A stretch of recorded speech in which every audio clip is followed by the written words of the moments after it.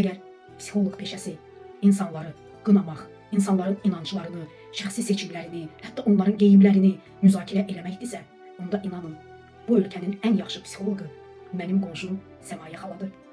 Heç kəs onun qeybət və müzakirəsindən amanda qala bilmir. Hər kəsə salam. Bugün mən Azərbaycanda sosial media platformasında yaranmış, kiçik və get-gedə böyüməkdə olan bir qarşıdurma haqqında danışmaq istəyirəm və bu qarşıdurmanı yaradan bizim savadlı psixoloqumuz Şəfəq Qədirli haqqında bir neçə kəlmə söyləmək istəyirəm. Belə ki, Şəfəq xanım söz azadlığını dəstəklədiyinə görə mən də bu hüququmdan istifadə edərək hatırlatmaq istəyirəm ki, Şəfəq xanımın dediyinə görə ki, buna heç bir etirazım yoxdur, şahidi olmasam da, Şəfəq xanım peşəsi üzrə akademiya bitiribdir. Və bunu əsas tutaraq inanmıram ki, Şəfəq xanım öz peşəsini, təhsilini alanda orada psixoloq etikası, davranışları və qırmızı xətləri haqqında bəndləri nəzərdən qaçırıbdır. Belə ki, psixoloq bir neçə müddəalara əməl etməlidir. Onlardan biri konfidensiallıqdır, empatiya qurmaqdır.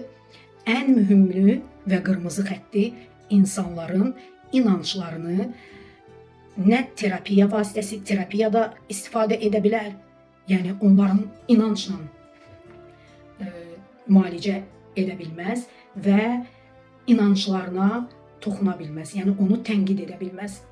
Biz psixoloqlara o qədər etibar edirik ki, hər kəsdən gizlətdiyimiz nüansları, həyat hekayələrimizi onlara rahat-rahat danışırıq.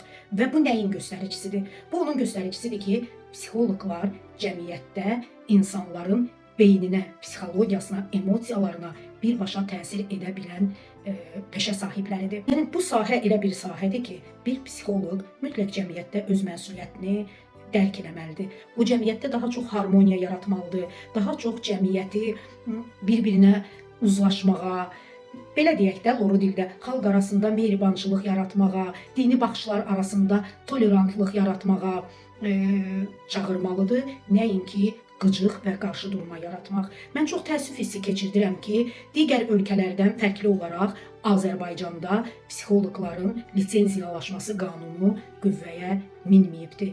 Bu yaxınlarda estetik cərrahlar, kosmetoloqlar və s. lisenziyalaşmadan keçdilər, amma bu hələ ki psixoloqlara şamil olunmayıbdır. Və bunun mənfi tərəfi nədir? Bunun mənfi tərəfi odur ki, bir aktivist, bir influencer öz sosial media fəaliyyətini